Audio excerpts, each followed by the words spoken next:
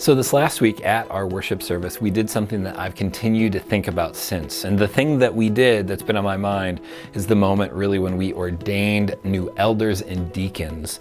And it's been on my mind because it made me and helped remind me answer the question, why do we do that? And so for Church Beyond the Building today, I want to talk a bit about what that looks like and why we do, because it has importance for how we function broadly as the church, right? And really we do it for two primary reasons. The one is really an issue of governance. In church language, we call it our polity, which is our decisions and who makes what decisions.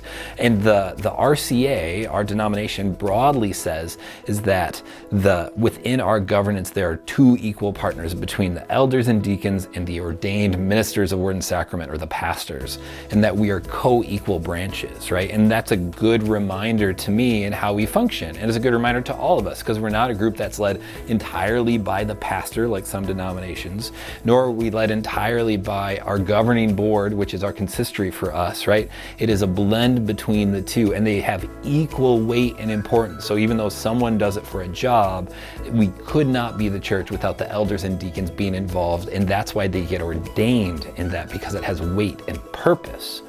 The other reason we do it is more of a theological one, and that's because we believe deep down in what's called the priesthood of all believers. We don't think that there's some hierarchy in who's more important, but that all of us collectively are engaged in the work of ministry. It comes from a bunch of different places in Scripture, but one of the best places is from Hebrews chapter 4, verse 14, where it says, "Therefore we have a great high priest who's ascended into heaven, Jesus the Son of God. Let us hold firmly to the faith we profess, for we do not have a high priest who is unable to empathize with our weakness, but we have one who's been tempted in every way just as we are, yet he did not sin.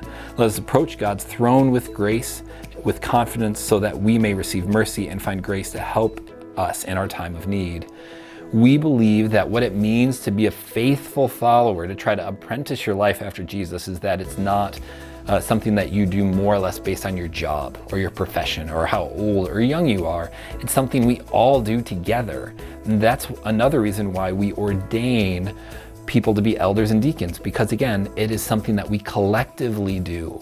Right? And when we talk about what that means for us, it has huge implications for us as a church, how we make decisions, how we set budgets, how we attempt to discern God's will. It's never led by one group of people or one person or one subset. It's collectively that we discern this together, because I've said this before, but there is no they, there's only a we. And I've been thinking about this moment since last Sunday because I love it, and it resonates and gives me hope for the church, who we are and who we're becoming. And so this week, as you live into whatever rhythms you have, I want to encourage you to do two things. One, if you know someone who's stepping out of a role of leadership, I want to encourage you to just thank them for their time of service, for the weight they held, for having their hand on the tiller during the season that we've been in. And two, for the people that are stepping in, I want to invite you to pray.